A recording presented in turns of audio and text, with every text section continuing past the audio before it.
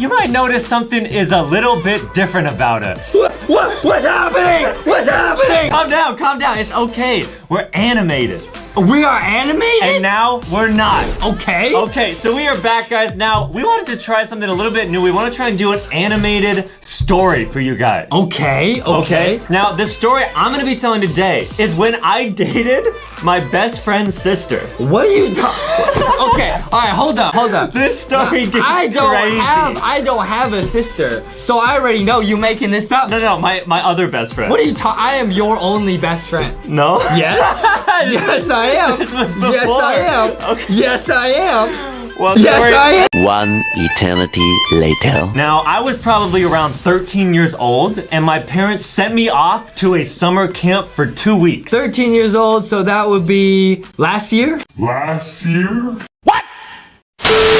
The second I got there, my parents dropped me off, right? And they're like, all right, have a good next 2 weeks.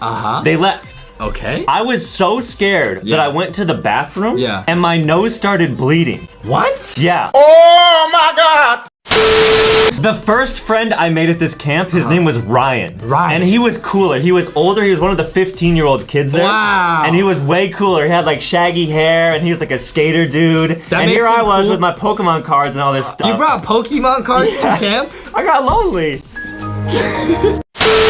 I became friends with this Ryan guy, and he basically took me under his wing. Where this story is headed, it sounds like you're gonna end up telling me you started dating Ryan. What did he say? Ryan had a younger sister at the camp named named Rachel, who was my age. At mealtimes, when we would eat in the cafeteria, I would eat with Ryan because I was his friend, right? Yeah, because you got to sit at the cool table. Exactly, and basically his sister Rachel would eat with him too because she was nervous and new, right? So we all ended up eating together, me, Ryan, and Rachel. We had a lot of like meatballs, lasagna, mashed potatoes, stuff like that. Okay. Yeah. Okay. I'm just picturing you eating a giant meatball with your new buddy. He's sick! And me and Rachel started talking more because we were already around each other. Around each other eating those meatballs.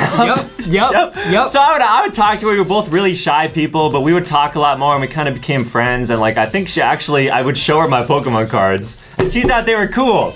Stop. I kind of started to develop, a little bit of a crush on her. I got a little more nervous when I was around her. Slow it down. What about her drew you to her? Well, she was a girl. Wow!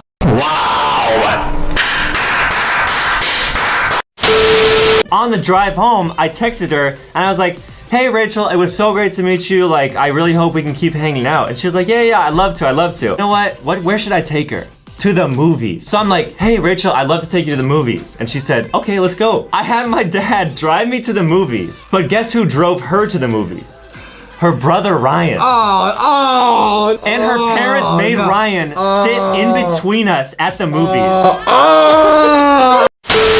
So we go out to the lobby of the movie theater where they sell the popcorn and they have the games and all that stuff. My dad comes to pick me up and I see him walking up into the theater and he's like, all right, say goodbye.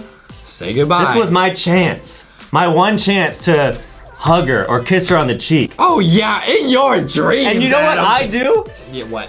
I went in for the hug. Yep. And I hugged Ryan and then I high-fived Rachel.